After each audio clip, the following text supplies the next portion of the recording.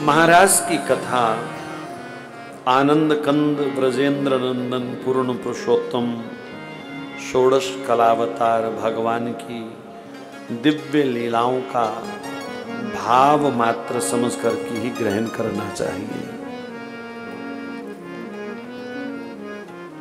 सबसे पहले सब श्रोताओं के मन में एक दृढ़ विश्वास बने कि श्री कृष्ण साक्षात भगवान है। अगर ये विश्वास नहीं है तो महाराज की कथा ना समझ आएगी ना पचेगी। इसमें आपको जगत व्यवहार फिर दिखाई देने लगेगा, जबकि महाराज में कहीं भी जगत व्यवहार नहीं है, कहीं भी सच कहूं शरीर की उपस्थिति नहीं है। इसलिए संत कहते हैं महाराज की कथा में प्रवेश करने का उन्हीं लोगों का अधिकार है जो देह बुद्धि से ऊपर उठ चुके हैं, जिनको शरीर के स्वाद शरीर के रस याद हैं। वो इस दिव्य रस की अनुभूति नहीं कर सकता, अनुभव नहीं कर सकता।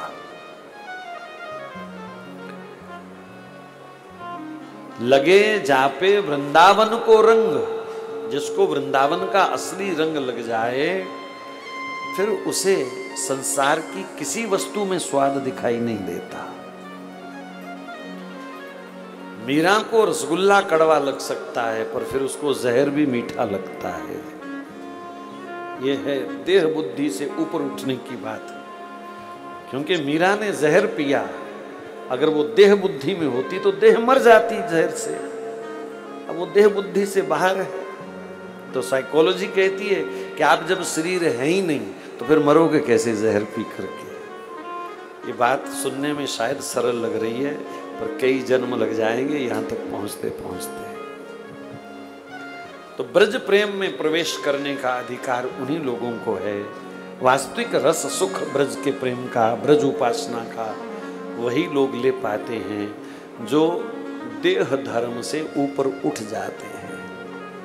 खाने पीने का स्वाद, सूंघने का स्वाद, कानों का स्वाद, जननेंद्रियों के भोगों का स्वाद, ऐसे स्वादों में जो बुद्धि फंसी हुई है वो इस ब्रज रस से फिर थोड़ी वंचित रह जाएगी, पूर्ण रस नहीं ले पाएगी, पूर्ण रस नहीं। इसलिए भागवतकार ने, श्री व्यास जी महाराज ने रास पंचाध्यायी को प्रारंभ करते समय कृष्ण नहीं लिखा, गोविंद नहीं लिखा, गोपाल नहीं लिखा, शुरुआत ही भगवान शब्द से हुई है। श्री कृष्ण साक्षात भगवान हैं। चीर हरण का अर्थ कपड़े चुराना नहीं होता। जिन भक्तों की, संतों की साधना पूर्ण हो जाती है, भगवान उनके जीवन में से माया का हरण करते हैं। क्योंकि भगवान और भक्त में जो पर्दा है वो है माया का पर्दा। पर ये पर्दा तो आपको दिख रहा है ना, वो दिखाई नहीं देता, माया दिखाई नहीं देती। लेकिन परमात्मा को जो कण कण में बैठा है उसको ढक रखा है उसने। अब यहीं से अंदाजा लगाओ, स्वयं दिखाई नहीं दे रही, भगवान को दिखने नहीं दे रही, जो कण कण में बैठा है उसको ढक दिया। तो ये पर्दा कितना खतरनाक है, कितना गहरा है और दिखाई भी नहीं देता, दिखाई भी नहीं देता। ये सारा संसार माया है। पिक्चर देखने गए कभी सिनेमा में? वो पर्दे के ऊपर समुद्र दिख रहे हैं, मैदान दिख रहे हैं, पहाड़ दिख रहे हैं कि है कुछ भी नहीं है, वो खाली सफेद सा पर्दा। वो ठाकुर जी माया की लाइट मार करके आपको सब कुछ दिखा रहे हैं। ये दुनिया है कुछ नहीं, है कुछ नहीं। तो इस माया को जीतना बड़ा मुश्किल है। पूर्ण शरणागति के बाद ही माया पर कोई विजय प्राप्त कर सकता है और माया पर विजय दिलाने वाले भी गोविंद ही हैं। ये पर्दा कौन चुरा सकता है, कौन हटा सकता है? भगवान ही हटा सकते हैं। गोपियों का चीर हरण भगवान ने किया, मतलब उनकी माया का हरण भगवान ने किया। हम लोग पता क्या गलती करते हैं, भगवान से कभी नहीं कहते माया दूर करो, सुख संपत्ति घर आवे, यानी माया और आवे, माया और आवे। जिस माया से बचने के लिए जन्म मिला है, हम भगवान के पास जाकर के भी माया ही मांगते हैं जब भगवान से, जबकि माया से दूर रहने का हमको उपाय मांगना चाहिए कि प्रभु माया से बचाओ, माया से बचाओ, प्रपंच से बचाओ। ये मान प्रतिष्ठा, ये प्रपंच, ये दिखावा, ये निंदा स्तुति इत्यादि सब व्यवहार अंततोगत्वा भगवान से दूर ले जाने वाले हैं। बहुत गंभीर विषय है महाराज, कैसे इन सब से बच करके अपने मन को अलग किया जाए। बस तरीका वही है, कमल पानी के बीच रहता है पर पानी से ऊपर रहता है, पानी के बिना गुजारा नहीं है, पानी में रहना ही पड़ेगा, लेकिन पानी से ऊपर उठ के रहने की उसकी कला है। रात में बाढ़ आ जावे, 4, 6, 10 फुट भी पानी बढ़ जाए ना, तो कमल डूबता नहीं है, वो और ऊपर आ जाता है। बस यही तरीका है, माया की कितनी भी बाढ़ आए, संसार के व्यवहार की कितनी भी बाढ़ आए, पर आपका मन जो है, चित्त जो है, वो इस बाढ़ से ऊपर रहना चाहिए। चित्त चित्त चोर में फंसा रहना चाहिए। बाकी भाग के गुजारा नहीं है सबका महाराज। कहाँ जाओगे भाग के? दिन से बच जाओगे कि रात से बच जाओगे कि गर्मी से बच जाओगे कि सर्दी से बच जाओगे कि भूख से बच जाओगे कि प्यास से बच जाओगे? लोगों को छोड़ करके जंगल में जाओगे, जानवरों में घिर जाओगे? भरत जी महाराज सब छोड़ छाड़ करके गए थे और मन फंस गया जाके हिरण के बच्चे में। ये मन बड़ा कपटी है, ना जाने कहाँ गिर जाए, कहाँ फंस जाए। इसलिए कोशिश तो यही करो कि ये जहां हम हैं यहीं से ऊपर उठें, यहीं रहें पर ऊपर उठ के रहें। बस रस खान गोविंद ही यों भजिए, जो गागरी जो नागरी को चित गागरी में। अब तो नहीं ऐसे दृश्य मिलते, पर कहीं कहीं पहाड़ों में मिलते हैं, ब्रज में मिलते हैं। 2-2 मटके सिर पे रख करके और हाथ छोड़ करके ऐसे बतियाती हुई बहनें माताएं जा रही हैं। पूछो भी 2 मटके 40 किलो के सिर पे रखे हैं, तुम्हें तो दोनों हाथों से पकड़ के रखना चाहिए, और हाथ भी छोड़ देते हैं और हाथ हिला हिला के मटक के बातें भी कर रही हैं। तो फिर वो मटका क्यों नहीं गिरता? बोले भले ही वो बातें कर रही है, भले ही वो चल रही है, आंखें मटका रही है, पर उसकी चित्तवृत्ति गागर के साथ जुड़ी हुई है कि बैलेंस ठीक है कि नहीं। हल्का सा भी मटका हिलेगा ना तो चित्तवृत्ति में उसी क्षण अलार्म बज जाएगा, अपने आप हाथ पकड़ लेगा उसको। तो रसखान जी ने ये दृश्य जब देखा तो हम सबको प्रेरणा दी, रसखान गोविंद ही यों भजिए, ज्यों नागरी को चित्त गागरी में। जैसे जगत का काम करते हुए, चलते हुए, बतियाते हुए उस देवी की चित्तवृत्ति मटके के साथ जुड़ी रही, इसलिए मटका नहीं गिरने दिया उसने। ऐसे ही जगत व्यवहार में रहते हुए चित्त को भगवान से जोड़ के रखो, बस हो गया भजन। पर इतना करते करते कई बार सैकड़ों जन्म बीत गए होंगे, आगे पता नहीं कितने बीत जाएंगे। सिर तो हिला देते हैं, हाँ जी ठीक है, हाँ ठीक है, लेकिन करोगे तो पता चलेगा। और ज्यादा मुश्किल नहीं है, बात है अंत में प्रेम की। आपका मन, आपका चित्त, आपकी बुद्धि, आपकी स्थिरता, आपकी लगन, आपकी पकड़, आपकी पहुंच कहाँ जाती है? बार बार जहां आपकी आसक्ति है, जहां आपका प्रेम है। जिस दिन भगवान से प्रेम हो गया, तुम रह ही नहीं पाओगे उनके बिना। उनका चिंतन, उन्हीं का जिक्र, उन्हीं का फिक्र, उन्हीं के ख्याल, उन्हीं के स्वप्न, उन्हीं के लिए प्लानिंग, सब योजनाएं, हर समय उनके साथ घूम रहे हैं, उनके साथ खा रहे हैं, उनके साथ बैठे हैं, उनको देख रहे हैं, उनको सजा रहे हैं, उनके साथ नाच रहे हैं, उनके साथ रो रहे हैं, उनको ढूंढ रहे हैं, मिल गए, यही सब चलता रहेगा। तो प्रेम हो तब ना। बस उदाहरण दे देता हूं, मान लीजिए किसी के 500 रुपए गुम हो गए, कैसे दिमाग घूमता फिर, कित्थे रखे होंगे, याद नहीं आ रहा, वो ना ले गया होए, वो ना ले गया होए, कितने खर्चे थे नहीं में। 3-4 घंटे तुम्हारा वो चिंतन चलता रहता कि नहीं चलता रहता? मैं आपकी तो बता नहीं रहा, मेरे गुम हो गए थे, मेरे साथ ऐसा हुआ इसलिए बता रहा हूं आपको, ऐसे समझ लो। कहाँ रखे होंगे, इधर देख उधर देख इधर देख, बस यही स्थिति है कि भगवान हमारे खो गए हैं, चित्त से निकल गए हैं। कहाँ कैसे लाऊं उनको वापस, कहाँ खोजूं, कहाँ जाऊं, कहाँ पाऊं, कहाँ जाऊं, कहाँ मिलूं उनसे, कैसे मिलूं उनसे, कौन सा स्वांग करूं, कौन सा नाटक करूं, कौन सा अभिनय करूं, कौन सा ऐसा व्यवहार करूं, कौन सा ऐसा कर्म करूं कि वो मुझे मिल जाए।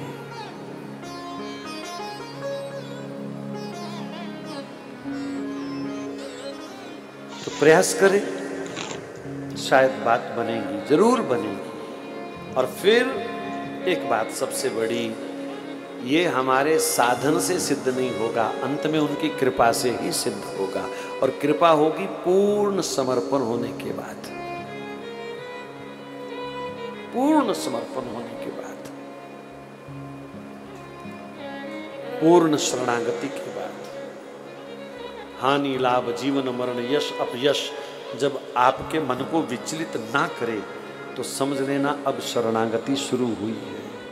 प्रशंसा सुन करके फूल जाते हो, निंदा सुन करके ऐसे निचुड़ जाते हो तो समझ लेना अभी शरणागति की शुरुआत नहीं हुई। 2 पैसे का लाभ हो गया बल्ले बल्ले, और कहीं से 2 पैसे कम मिले तो रह गए सोचते ही घंटा भर, यार ये कैसे हो गया, ये 50 रुपये किसने रख लिए मेरे, क्यों रख लिए, कम क्यों हुए। इतना सा नुकसान आपके चित्त को घंटों बर्बाद कर देता है। तो इसका एक ही कारण है, शरणागति नहीं है। थोड़ी सी भूख लगने पर घबराहट है, कहीं दर्द हो गई घबराहट है, आए कहीं मर ना जाऊं, ये दर्द क्यों है, ये धड़कन क्यों तेज हो गई, क्या होगा अंत में, मरना ही तो है। इससे बड़ी सजा तो कोई और है नहीं इस दुनिया में, अंत में तो मरना है। और मरना कोई गाली नहीं है, कोई ये नहीं कह सकता कि जल्दी मर गए पहले मर गए, जिसकी जितनी है तभी मरेगा, सब फिक्स है। लेकिन हमको चिंता हो गई, हाय मर गए कहीं मर ना जाऊं, तो इसका सीधा सा अर्थ है कि हमारी शरणागति कमजोर है। तो कैसे भगवत प्राप्ति होगी जब शरणागति ही दृढ़ नहीं हुई अभी तक। तो ये सत्संग इसीलिए समझाने के लिए हैं कि हम उस स्थान तक पहुंच सकें, उस स्थिति तक पहुंच सकें। गोपियां इन सब स्थितियों को पार कर चुकी हैं, इसलिए उनका चीरहरण हुआ।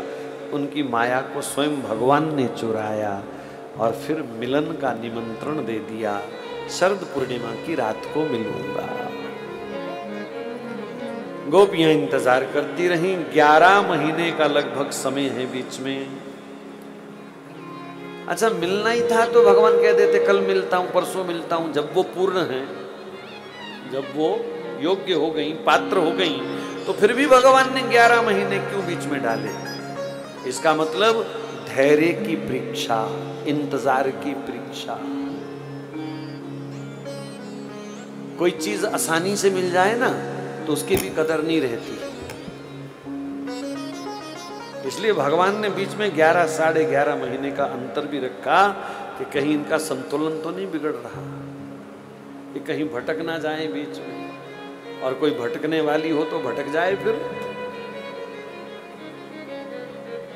उन्हें सत्पात्र बनाने के लिए भगवान ने बीच में और समय रखा।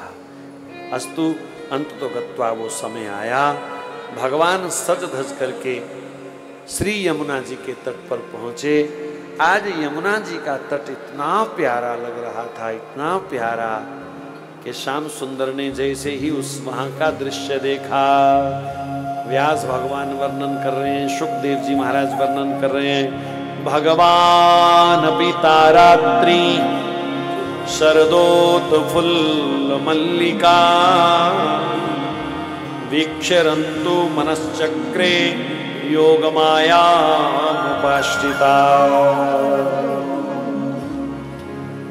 वो रात्रि के समय दिव्य पुष्पों की सुगंध से महकती हुई रात्रि, पूर्ण चांद से चमकती हुई रात्रि, रात में भी आज श्री यमुना जी में 100 वर्ण के कमल खिले हुए हैं। कैसे कैसे सुंदर सुंदर पशु पक्षी वहां पर नृत्य कर रहे हैं, भंवरे गुंजार कर रहे हैं, सब फूल पत्तियां खिली हुई हैं, दिव्य महक आ रही है चारों तरफ से।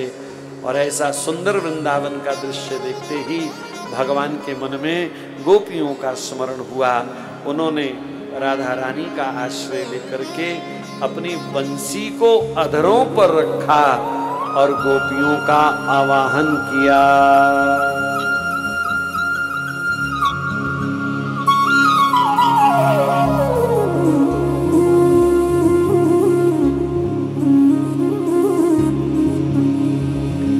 मुरली मनोहर भगवान की जय।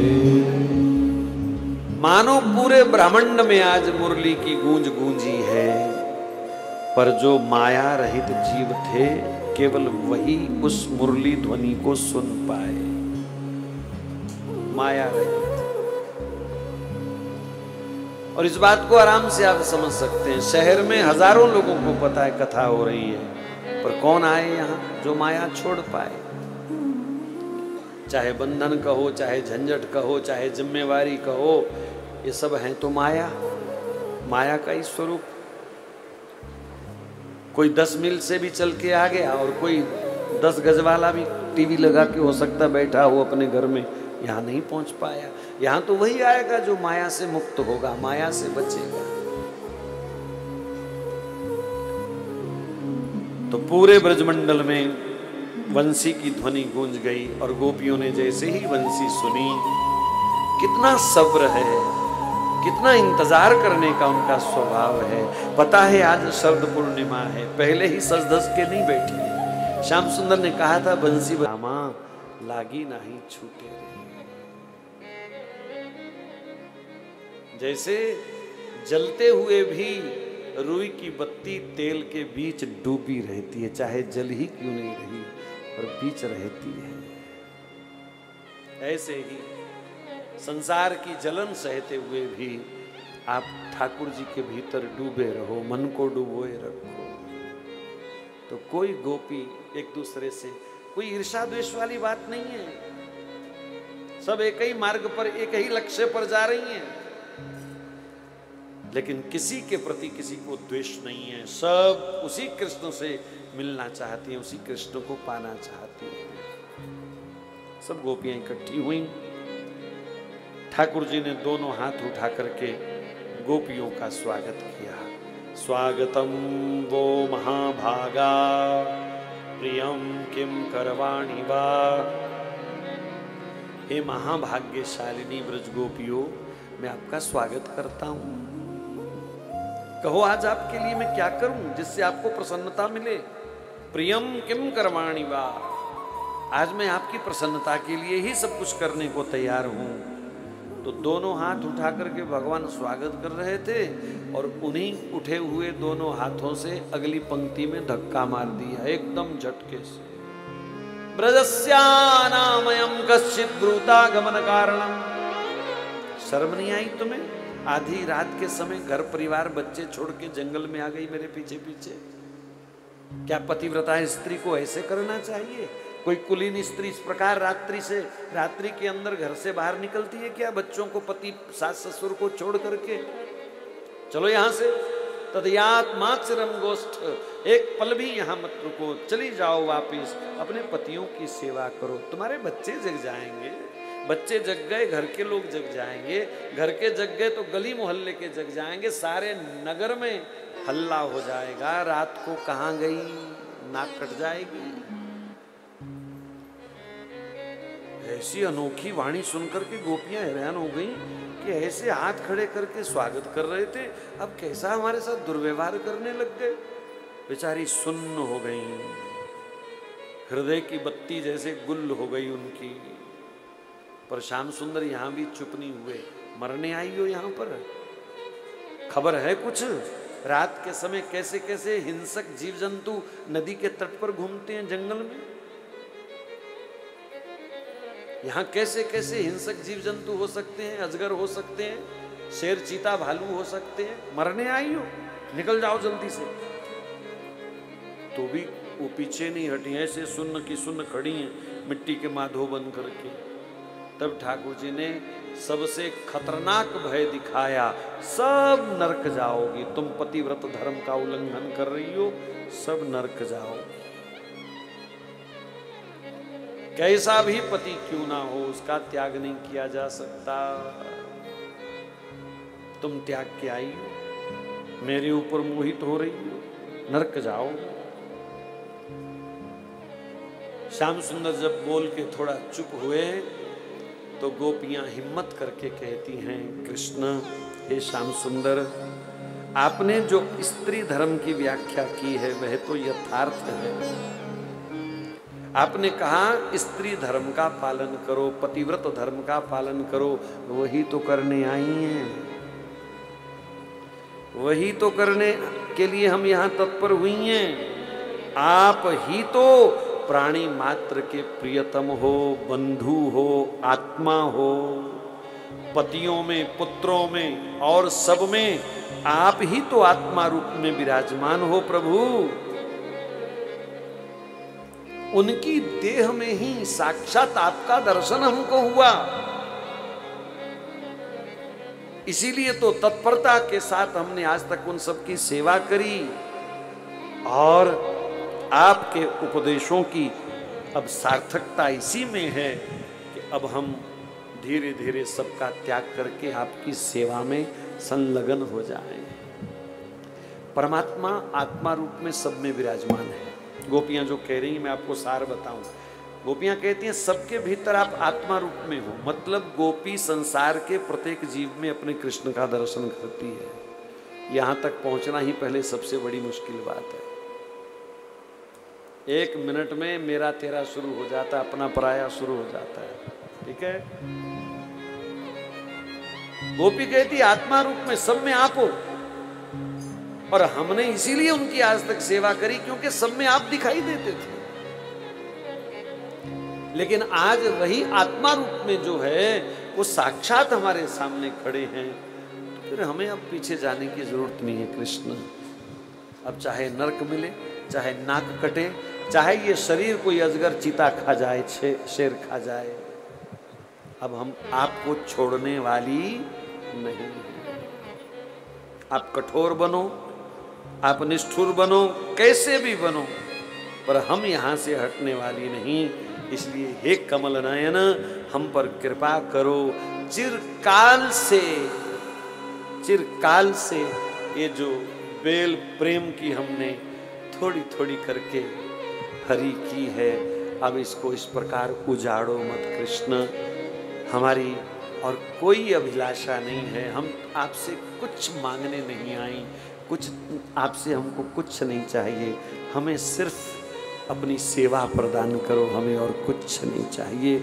निष्ठुर मत बनो कृष्ण, इस प्रेम लता को निष्ठुर बन करके मत काटो। ये प्राण वल्लभ, तुम्हारी मंद मधुर मुस्कान, प्रेम भरी चितवन, और उसके ऊपर तुम्हारी मनोहर मुरली ध्वनि, इन सब ने हमारे अंदर मिलन की तीव्र उत्कंठा पैदा कर दी है, मिलन की तीव्र इच्छा पैदा कर दी है, लालसा पैदा कर दी है। उस तीव्र अग्नि को इसने प्रज्वलित कर दिया है कृष्ण। अब इस जो तपन को आप अपने अधरों पर बंसी रख करके इस तपन को शांत करो कृष्ण। अपनी चरणों का सेवा के माध्यम से स्पर्श दे करके हमारी इस अभिलाषा को शांत करो। ये शरीर कहीं विरहा से जल करके भस्म ना हो जाए। आप अपने चरणों की शीतल गंगा से इस शरीर को स्नान करवा दीजिए गोविंद। ऐसी सुंदर सुंदर बातें सब गोपियों ने करी हैं। और गोपियां कहती हैं कृष्ण, हम आपकी ओर खिंची आई, क्या गलत किया हमने? कौन मूर्ख होगा जो आपको देख करके भी आपके साथ नहीं जुड़ेगा? आपकी चितहरण चितवन, आपकी वो मंद मुस्कान, आपके माथे पर गालों पर घूमती हुई वो घुंघराली लठ और उसके ऊपर ये बंसी की तानों के सुंदर सुंदर तीर, वो भ्रिकुटी विलास, वो तुम्हारी मंद मंद हसन, कौन है जो उसमें ना फंस जाए।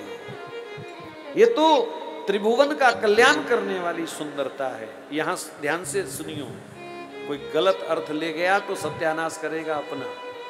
यहां संसार के रूप की चर्चा नहीं हो रही, भगवान के स्वरूप की चर्चा हो रही है। गोपियां अगर कृष्ण को सुंदर कह रही हैं ना, तो कोई माई का लाल ऐसा पैदा नहीं हुआ जो गोपियों को सुंदर लग जाए कृष्ण के सिवा।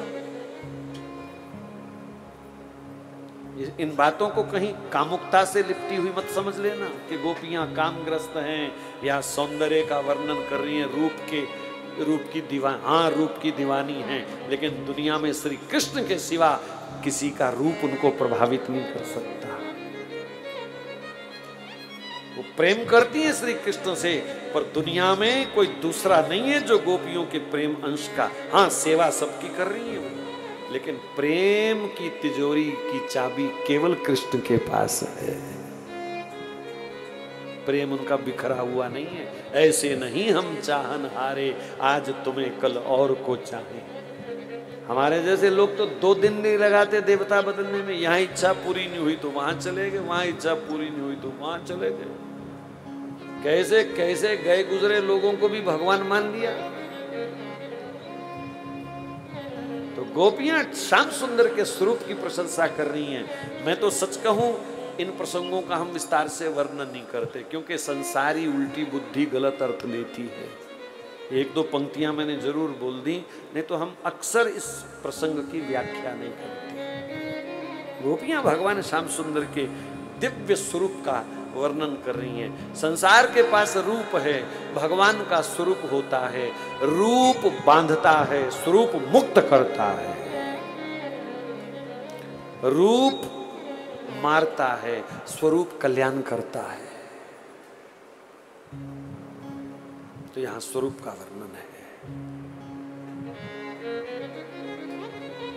गोपियां कहती हैं, आपके इस त्रिभंगी स्वरूप को देख करके, आपकी इस ललित माधुरी वंशी को सुन करके, और आपकी चितहरण चितवन को देख करके, इन 3 लोगों में कौन है जो आपके ऊपर कर्षित ना हो जाए, जो आपके ऊपर लट्टू ना हो जाए, क्योंकि आप हो ही ऐसे, आप हो ही इतने प्यारे। आप यहीं से अंदाजा लगाओ कि कोई सुंदर बच्चा हो। ठाकुर जी भी कोई 20 साल के, 16-18 साल के जवान नहीं है, 8-9 साल के हैं इस समय, महाराज के समय। तो कहीं छोटा सा सुंदर सा प्यारा सा घुंघराली अलकों वाला बड़ा चंचल सा नटखट बच्चा मिल जाए तो अच्छा लगता है कि नहीं लगता। तो यहाँ तो भगवान बच्चा बन के आया है, उसकी सुंदरता से बच पाएगा कोई? उसकी मोहकता से बच पाएगा कोई? तो गोपियां वही तो कह रही है। और फिर मैं पहले कह चुका, यहां शरीर तो है ही नहीं, ये शरीर से बाहर निकलने के बाद की कथा है। तो गोपियां इस प्रकार श्याम सुंदर के प्रति अपना समर्पण व्यक्त कर रही हैं। उसका कारण भी था, गोपियों के मुख से ऐसे शब्द क्यों निकले जिनको सुन करके कामुकता का परिचय मिलता हो, कि शायद गोपियां आकर्षित हो रही हैं, कामुक हो रही हैं। उसका कारण ये था कि गोपियों के हृदय में कामदेव छुप के बैठा हुआ था। आज वो युद्ध करने आया है, श्याम सुंदर को परास्त करने आया है, इसलिए वो अंदर बैठा गोपियों को उकसा रहा है कि ऐसी ऐसी चर्चा करो कि श्याम सुंदर आपके प्रति आकर्षित हो जाएं, वो काम के वशीभूत हो जाएं और मेरी विजय हो जाए। कामदेव बुला रहा है। लेकिन भगवान श्याम सुंदर गोपियों की ऐसी सुंदर सुंदर बातें सुन करके कुछ पल उनके साथ राजी तो हुए घूमने के लिए कि ठीक है ठीक है ठीक है, बस मैं तो ऐसे ही कर रहा था, मजाक कर रहा था आपसे। लेकिन उसका असली कारण ये था, कामदेव क्या असर करेगा, असली कारण ये था कि गोपियाँ अकेली आ गईं, राधा रानी को पीछे छोड़ आईं और राधा के बिना श्री कृष्ण गोपियों से कैसे लाड कर सकते हैं, कैसे प्रेम कर सकते हैं, कैसे उनका सच में स्वागत कर सकते हैं। श्री कृष्ण का प्रेम पाने का सबसे उत्तम तरीका है श्री राधा रानी के पीछे चलो, आगे नहीं। उनकी चरण छाया लेकर के आप श्री कृष्ण की तरफ आओ। मतलब इसको सीधे शब्द में कहूं तो किशोरी जी की प्रोटेक्शन में ही आपको श्री कृष्ण का प्रेम मिल सकता है। उनकी छत्र छाया में, उनके संरक्षण में ही आप श्री कृष्ण प्रेम प्राप्त कर सकते हैं।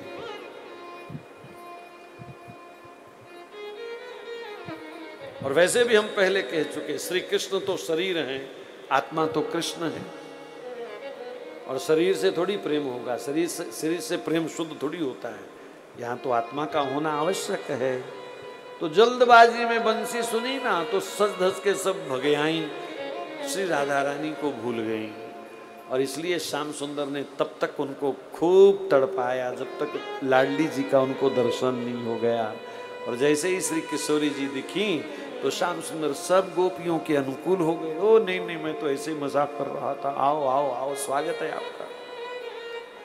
और फिर सब गोपियों के साथ श्री यमुना तट पर भगवान ने विहार प्रारंभ किया। आगे चल करके भगवान ने राधा रानी का हाथ पकड़ा और गोपियों के मध्य में ते अंतर ध्यान हो गए। अपने बीच अचानक श्री कृष्ण को ना पा करके गोपियां बहुत रोने लगी, जोर जोर से हा कृष्ण पुकारने लगी। प्रेम का इतना सुंदर दृश्य दिखा करके कहां चले गए प्राणनाथ? हम दासियों को क्यों आपने ठुकरा दिया कृष्ण? मानती हैं हम कि हम कोई गलती कर चुकी होंगी, इसलिए आप चले गए। पर आपके सिवा कौन है जो हमारी गलतियों को क्षमा कर सकता है? संसार भी त्रुटि देखता है, आप भी त्रुटि देखोगे क्या प्रभु? हे नाथ, हे राधा रमन, कहाँ हो, कहाँ हो?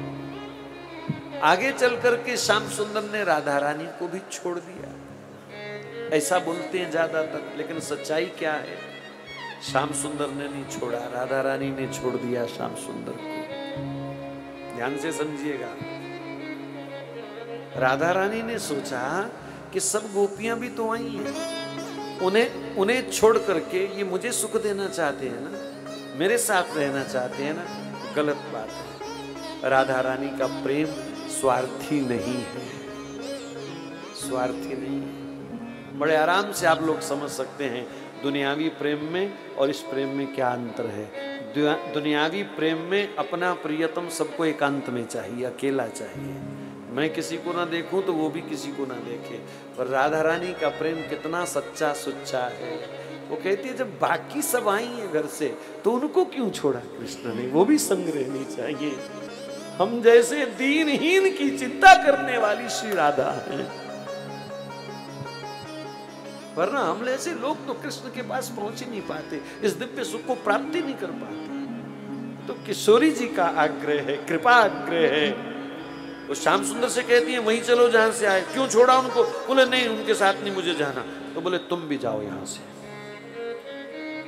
एक क्षण के लिए जो लाल जी का वियोग सहन नहीं कर पाती, वो गोपियों के लिए उनके पक्ष में खड़ी हो गई। बोले आप उनसे नहीं मिलना चाहते, यहां से भी जाओ, निकलो यहां से जल्दी। अब सरकार की आज्ञा है तो श्याम सुंदर को तो जाना ही पड़ेगा ना। वो वहां से भी अंतर ध्यान हो गए। अब राधा रानी बेचारी कह तो बैठी चले जाओ, तुरंत उनको चिंता शुरू हो गई कि वो अब अकेले हो गए हैं, उनका कौन ध्यान रखेगा? कोई जंगली जीव जंतु हमला ना कर दे उन पर अकेले देख करके। रात के अंधेरे में कंस का कोई राक्षस उन पर हमला ना कर दे। हाय हाय, मैंने क्यों कह दिया चले जाओ? क्यों भेज दिया उन्हें एकांत में अकेले? क्यों?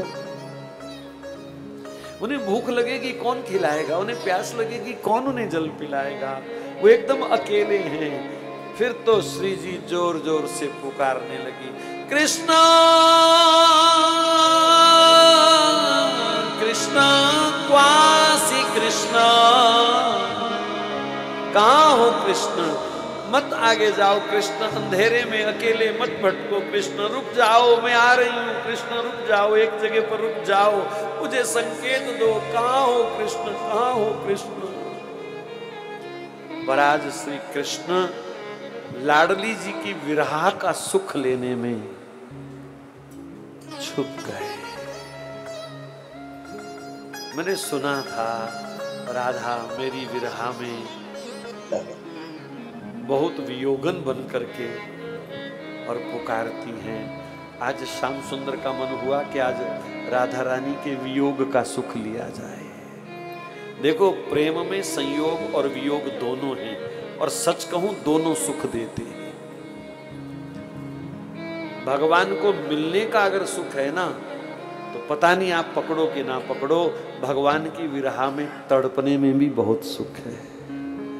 ये एक अलौकिक सुख है, दिव्य सुख है, जो किसी किस्मत वाले को मिलता है।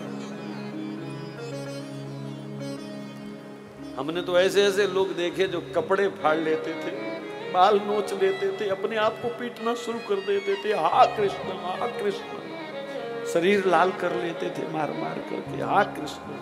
दीवारों के साथ टक्करे मारते हमने भक्तों को कीर्तन गाते सुना, हा कृष्ण।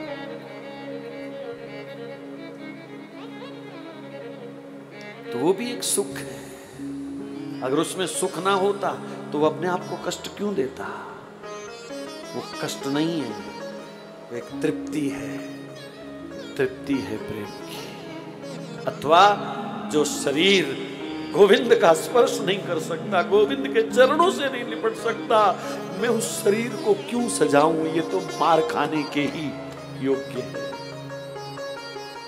जो श्री श्याम सुंदर के चरणों की रज में स्पर्श नहीं कर पाया, झुक नहीं पाया, इसको तो पीटू में खूब अच्छी तरह, नोच लूं इसकी चमड़ी। बेकार जी रहा है तू, क्या सुख है इसमें।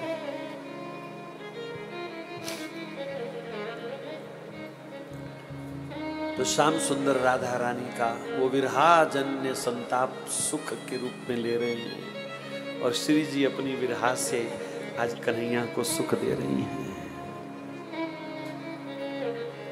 मूर्छित हो गई श्री राधा, खोजती खोजती गोपियां राधा तक पहुंची हैं। अरे निष्ठुर इनको भी छोड़ गया, कैसा निर्मोही है। सब राधा रानी की सेवा करती हैं, जैसे तैसे उनको हल्की सी होश आई, और वो गोपियों को कहती है मेरे पास मत बैठो, जाओ कृष्ण को ढूंढो, उन्हें भूख लगी होगी, उन्हें प्यास लगी होगी, वो अकेले कहीं दूर ना निकल जाएं, कहीं रास्ता ना भूल जाएं, जाओ उन्हें रोको, उन्हें पकड़ो, और फिर मुझे उनके पास लेकर के चलो।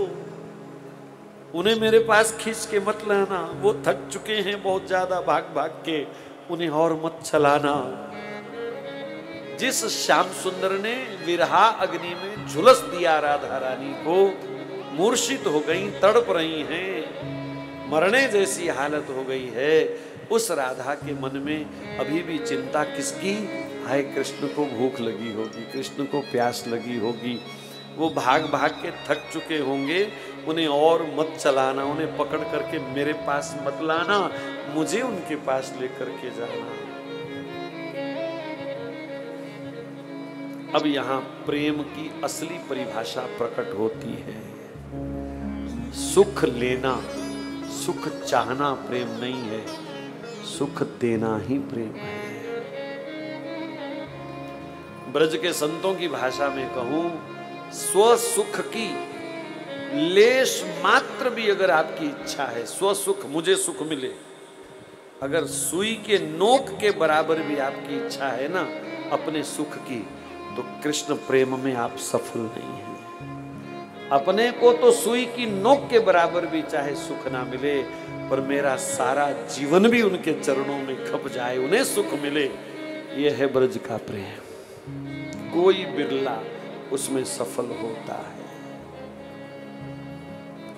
और वर्तमान समय में विशेषकर आज हम भौतिक सुखों के गुलाम बन चुके हैं, इसीलिए भक्ति का वो असली सुख जो है हम चख नहीं पा रहे। वृंदावन जाने का शौक जरूर है, लेकिन वो जो असली सुख है वो कोई बिरला ही पहचानता है। लाख आदमी आया है ना, तो उसमें से मुश्किल से 50-100 आदमी होंगे जो उस सुख को पहचानने वाले हैं, बाकी सब भीड़ वाले हैं, सब रील वाले हैं, भीड़ वाले हैं।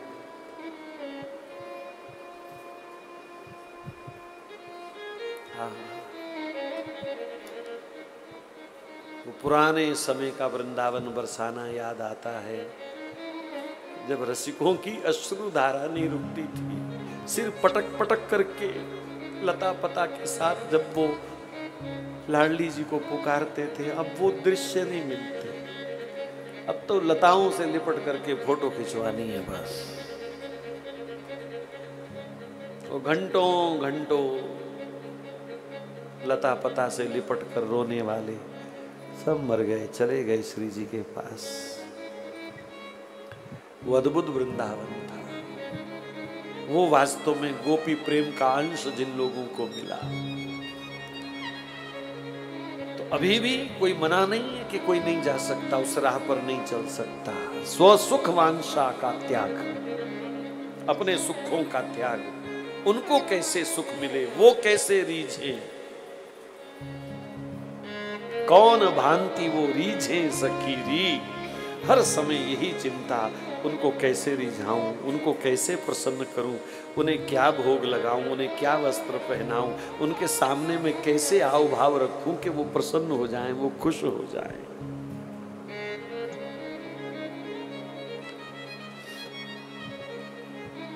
जिन वेशा मेरा साहिबरी जे सोई वेश धरोंगी,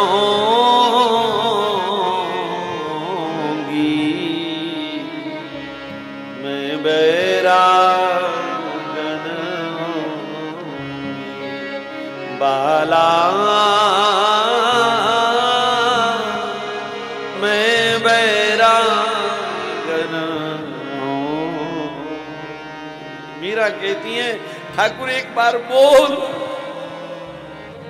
तू खुश होता हो तो मैं जटाएं बढ़ा लेती हूँ, तू खुश होता हो तो मैं सब राजसी ठाट बाट छोड़ करके भगवा धारण कर लेती हूँ, तू खुश होता हो तो मैं भरे बाजार नाचने में तैयार हूँ, मैं लोक लाज का त्याग करने को तैयार हूँ कृष्ण, पर आप प्रसन्न हो जाओ कृष्ण, आप रीझ जाओ।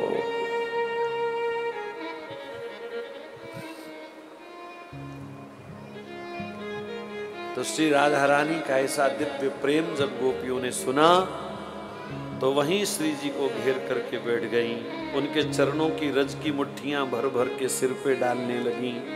राधा ने कहा, यहाँ क्यों बैठी हो, जाओ ना उन्हें खोजो। कहा, नहीं हम नहीं जाएंगे, अब यहाँ से नहीं जाएंगे। वो पता नहीं हमारी पकड़ में आवे ना आवे, हम खोजें वो मिले ना मिले, पर जहां इतना शुद्ध, इतना पवित्र, इतना ऊंचा प्रेम है, उस राधा रानी के चरणों में श्याम सुंदर अवश्य आएंगे, ये गारंटी है हमारी, यहां जरूर आएंगे। इसलिए ऐसा ना हो कि हम इन चरणों को छोड़ के कहीं और जाएं और वो यहाँ आवे और हम ना बैठे यहाँ, तो इन चरणों को छोड़ के नहीं जाना है। सब वहीं बैठ गई और प्रेम और विरह से भरा हुआ सब गोपियों ने गीत गाया। गोप्या ऊचू, गोपी गीत।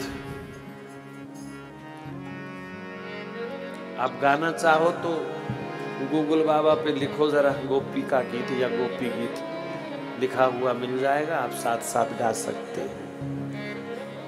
और जिनको आता है गाओ, नहीं तो सुनो।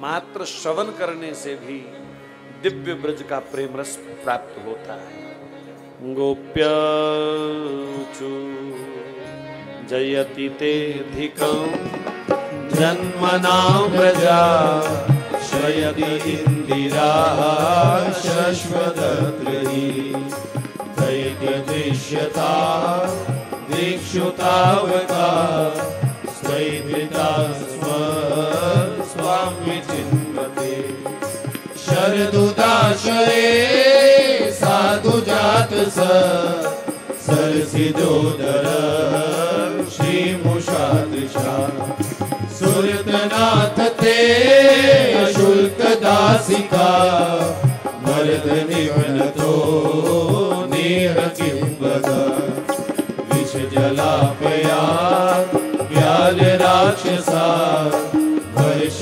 मारुता वैद्युतानला विस्मयात्मया विश्वतो भया वृषभते वयं रक्षितामुः न खलु गोपिका नन्दनो भवान् अखिल देहिनां अन्तरात्मने विघ्न साधितो विश्वगुप्तये सखयुदेवान् सात्वतां कुले विरचिता भयं निष्णिधूर्यते चरणमीयुषां संस्कृते भया करसरोरुहं कान्तकामदं शिरसि देहिनां श्रीकरग्रहम् व्रजजनार्तिहं वीरयोषिता निजजनस्मया ध्वंसनास्मिता भज सखे भवान् किङ्करी स्मरो जलरुहाननं चारुदर्शये प्रणतदेहिनां पापकर्षणं तृणचरानुगं श्रीनिकेतनं फणिफणार्पितं ते पदाम्बुजं कृणुकुचेषुना कृन्निरीक्षया मधुरया गिरा वल्गुवाक्यया बुधमनोगया पुष्करीक्षण विधिकरीरिमा वीरमुह्यते रधरसीरुना आप्यस्वना तव कथामृतं तप्तजीवनं कविभिरीडितं कल्मषापहं शमनमङ्गलं श्रीमदाततं भुवि गृह्णन्ति ते भूरिदा जना प्रहसितं प्रिये प्रेमवीक्षणं विहरणं च ते ध्यानमङ्गलम् रहसि संविदो या हृदि स्पृशा कुहकनो मना शोभयन्तरी चलसि यद्व्रता चारयन् पशु नलिन सुन्दरं नाथ ते पदं शिलतृणाकुरै सीदतीतिना कलिलतामना कान्त गच्छति दिन परीक्षये नीलकुन्तलये वनरुहाननं विप्रदावतं धनरजस्वलं दर्शयन् मुहुः मनसि न स्मरं वीरयस्यसि प्रणतकामदं पद्मजार्जितं धरणिमण्डनं ध्येयमापदे चरणपङ्कजं शन्तमं च ते रमणनास्तने वरपयादिनं सुरतवर्धनं शोकनाशनं स्वरितवेणुना सुष्ठुचुम्बितम्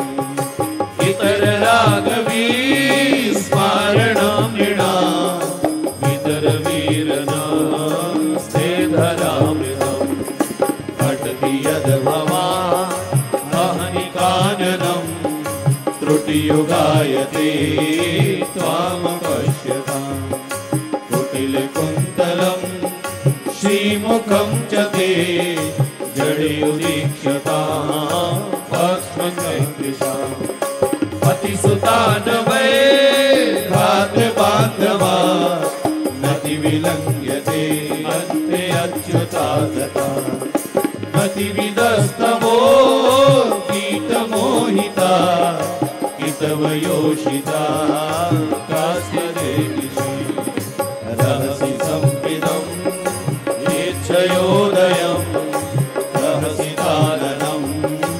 प्रेम वीक्षणम् बृहद्रहस्यो वीक्ष्य धाम ते मोहरति स्पृहा मुह्यते मन व्रजवनाकसा व्यक्तिरङ्गते व्यजनहन्यलम् विश्वमङ्गलम् त्यजमनाकचन स्वहस्त्यहात्मना स्वजनहेन्द्रुया यन्निषूदनम् स्वजनहेन्द्रुया यन्निषूदनम् यत्ते सुजात चरणाभ्रुवं स्तनेषु विहिता शनै प्रियदधिमहि कर्कशेषु तेनाट्यमर्षि तद्व्यथतेन क्यंस्य पूर्वादिभिर्भ्रमति धीर्भवदायुषाणा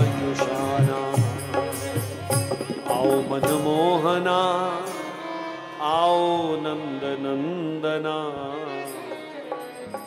गोपियों के प्राण धन राधा के रमणा आओ मनमोहना आओ नंद नंदना गोपियों के प्राण धन राधा जू के रमणा आओ मनमोहना आओ नंद नंदना गोपियों के प्राण धन राधा जू के रमणा आओ मनमोहना आओ नंद नंदना गोपियों के प्राण धन राधा जू के रमणा गोपियों के प्राण धन राधा जू के रमणा गोपियों के प्राण धन राधा जू के रमणा गोपियों के प्राण धन राधा जू के रमणा भजो गोपियों के प्राण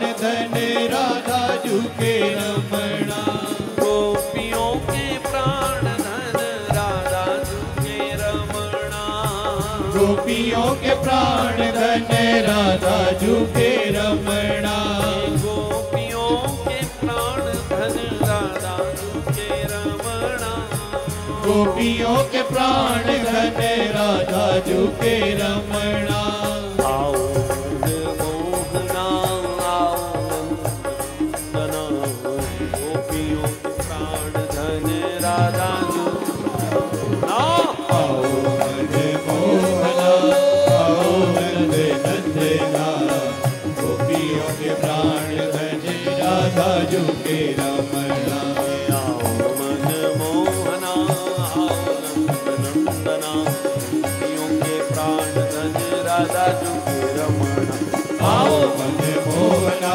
आओ नंद नंदना गोपियों के प्राण धन राधा जू के रमणा आओ मनमोहना आओ नंदना गोपियों के प्राण धन राधा जू के रमणा आओ मनमोहना आओ नंद नंदना गोपियों के प्राण धन राधा जू के रमणा श्याम मेरे श्याम श्याम मेरे श्याम मेरे श्याम श्याम मेरे श्याम मेरे श्याम मेरे श्याम मेरे श्याम मेरे श्याम मेरे श्याम मेरे श्याम श्याम मेरे श्याम श्याम मेरे श्याम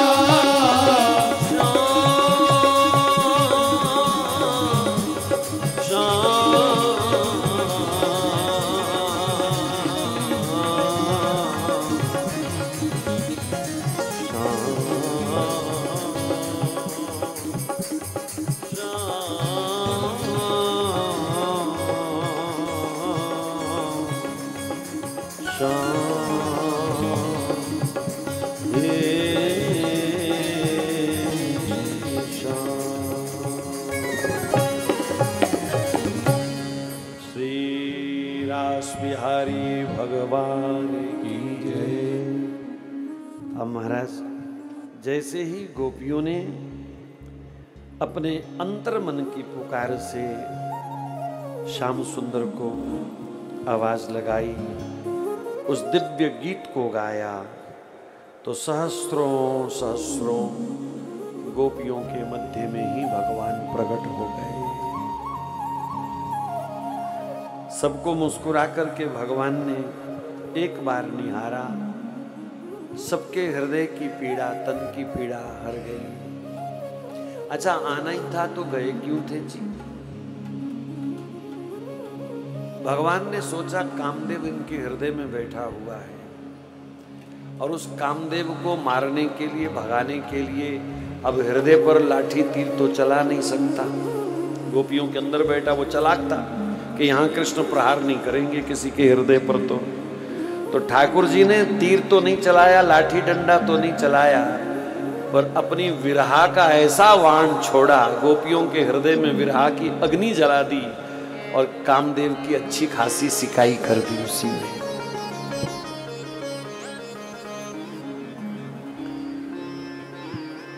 पर गोपियों के मन को वो बहका ना पाया, झुलस गया अंदर ही अंदर। श्याम सुंदर प्रकट हो गए।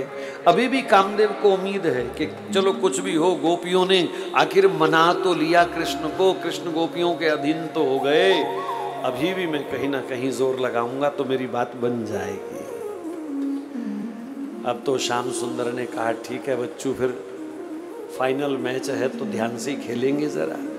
एक एक गोपी एक एक माधो, जितनी गोपियां थी उतनी कृष्ण हो गए। यहां आज पहली बार श्री कृष्ण ने अपने भगवान होने का प्रमाण दिया। जितनी गोपियां उतनी कृष्ण। अब गोपियां कितनी थीं, विद्वानों के अलग अलग विचार हैं। कम से कम संख्या बताई किसी ने तो 16,000 और अधिक से अधिक संख्या ब्रज की गोपियों की 30 करोड़ 63 कोटि। महाराज, कई युगों के ऋषि मुनि तपस्वी महापुरुष जो श्याम सुंदर की सेवा करना चाहते थे, इस भाव से मिलना चाहते थे, स्पर्श करना चाहते थे, चरण छूना चाहते थे, हृदय से लगाना चाहते थे, वो कई युगों के तपस्वी ऋषि मुनि सब गोपी बनकर के यहाँ पहुंच गए। वृंदावन सीमा रहित है। अब ये कोई प्रश्न करे कि 30 करोड़ गोपियां, 30 करोड़ कृष्ण, ये 60 करोड़ कहाँ समाये होंगे वृंदावन में? तो वृंदावन तो चिन्मय है, दिव्य है, सीमा रहित है। ये 84 कोस तो हम लोग देख सकें इसलिए भगवान ने सीमा बना दी, वरना वृंदावन की कोई सीमा थोड़ी है। भाव जगत की, प्रेम जगत की कोई सीमा होती है क्या? इसलिए हमने प्रारंभ में कहा कि ये भगवान श्री कृष्ण का भाव लीला है। तो इस भाव लीला में करोड़ों नहीं अरबों लोग भी समा सकते हैं। एक कृष्ण को प्रेम करने वाले कितने हुए आज तक, अगर गिनती की जाए तो करोड़ों अरबों खरबों लोग। तो दिव्य महाराज का वहां पर दर्शन हुआ। आओ दो पल उस दिव्य महाराज का दर्शन करते हुए हम भी गोपी भाव से उस महाराज में सम्मिलित हो जाएं। पूनम की रात लेके हाथों में हाथ, पूनम की रात लेके हाथों में हाथ, पूनम की रात लेके हाथों में हाथ, पूनम की रात लेके हाथों में हाथ। ओ राधा के संग नाचे गोविंदा, राधा के संग नाचे गोविंदा, श्री राधा के संग देखो गोविंदा, राधा के संग देखो गोविंदा। हे राधे गोविंदा, राधे गोविंदा, राधे गोविंदा, राधे गोविंदा, राधे गोविंदा, राधे गोविंदा, राधे गोविंदा, राधे गोविंदा, राधे गोविंदा, राधे गोविंदा, राधे लेके हाथों में हाथ, पूनम की रात लेके हाथों में हाथ, ये राधा के संग श्री गोविंदा, राधा के संग श्री गोविंदा।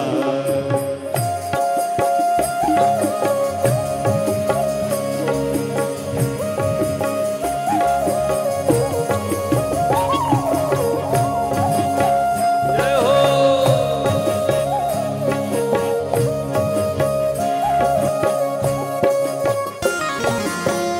नवल ताल पर थिरक रहे पग, नवल ताल पर थिरक रहे पग, नवल ताल पर थिरक रहे पग, नवल ताल पर थिरक रहे पग, रस बरस्यों वृंदावन में, रस बरस्यो वृंदावन में, रस बरस्यों वृंदावन में, रस बरस्यो वृंदावन में। महारास की इस बेला में, महारास की इस बेला में, सुधना रही तन में मन में, सुध न रही तन में मन में, सुधना रही तन में मन में, सुध न रही तन में मन में। प्रेम मगन श्री राधा रमन है, प्रेम मगन श्री राधा रमण है, भाव रमन श्री राधा रमन है, भाव रमण श्री राधा रमण है। गोपिन के संग नाचे गोविंदा, गोविंद के संग नाचे गोविंदा, ये राधे गोविंद, राधे गोविंद, गोविंदा राधे गोविंद, राधे राधे गोविंद, राधे गोविंद, राधे गोविंद, राधे गोविंद। जय हो।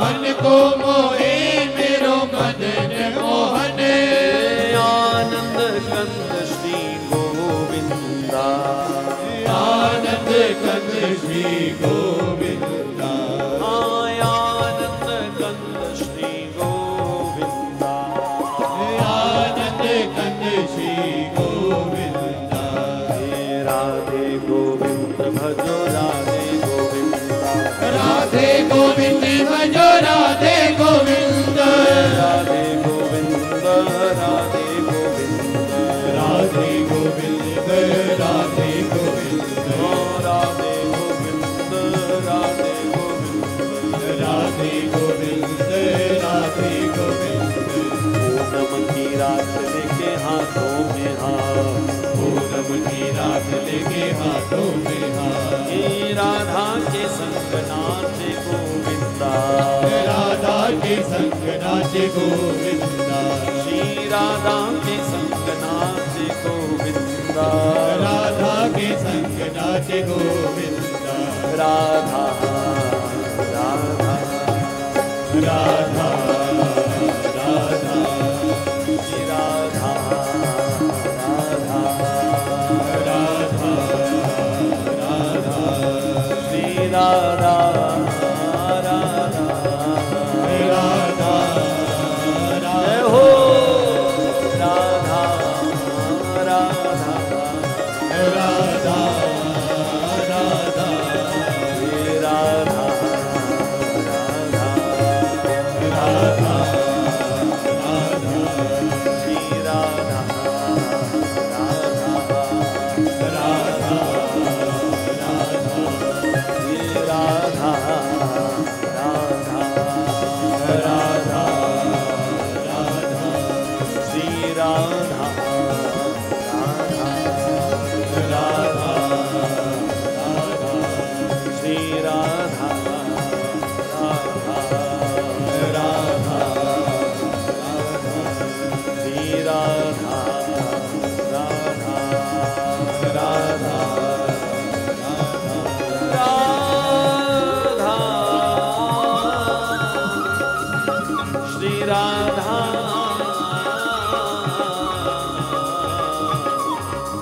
श्री श्री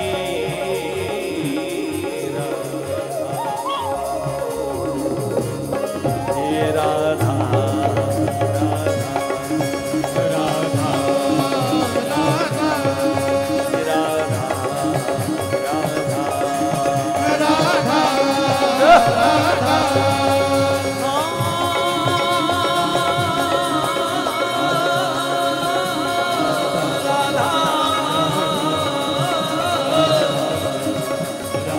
श्री राधा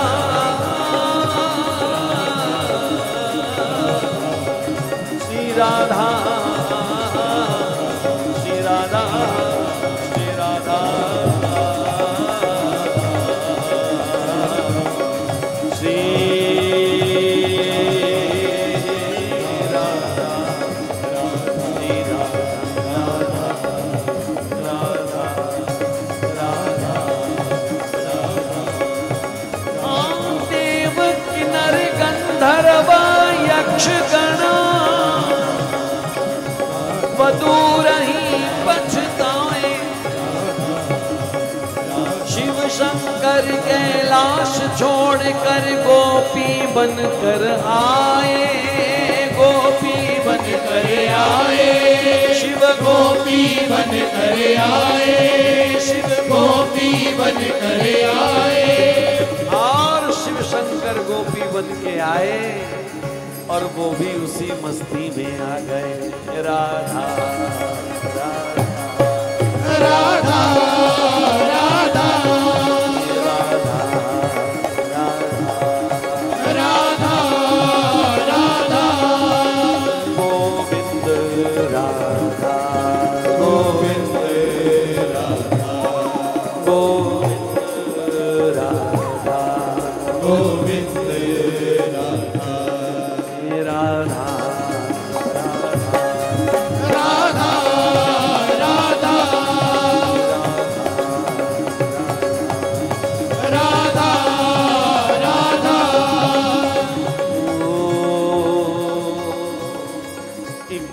गोपी एक माधो मंडल रास बनाए।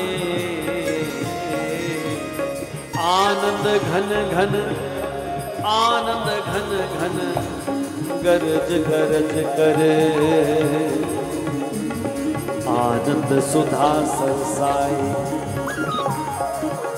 फिर भई 6 मासी शरद रैन।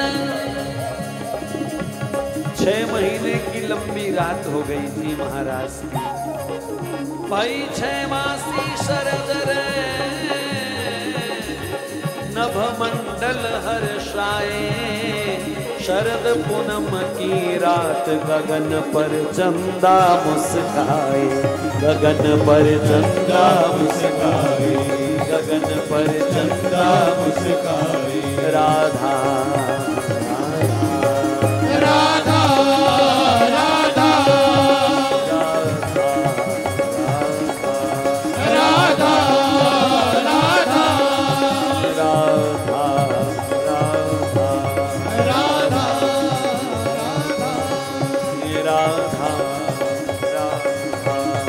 राधा राधा राधा।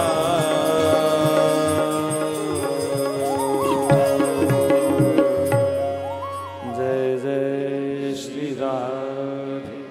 जय जय श्री राधे। जय जय श्री रासेश्वर भगवान जय। तो अनंत रूपों में श्याम सुंदर ने सबको अपना सुखद सानिध्य दिया, सेवा दी। 6 महीने की लंबी रात हो गई जी। बाकी सब खराटे भरते रहे और 6 महीने तक ये गोपांगनाएं माया रहित जीव ऋषि मुनि गोपी वेश में भगवत सन्निधि का आनंद लेते रहे।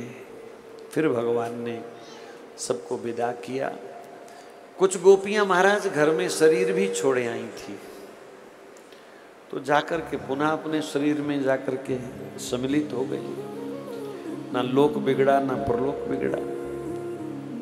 सुबह सब लोग उठे, किसी को पता ही नहीं चला, इतनी बड़ी क्रांति हो गई।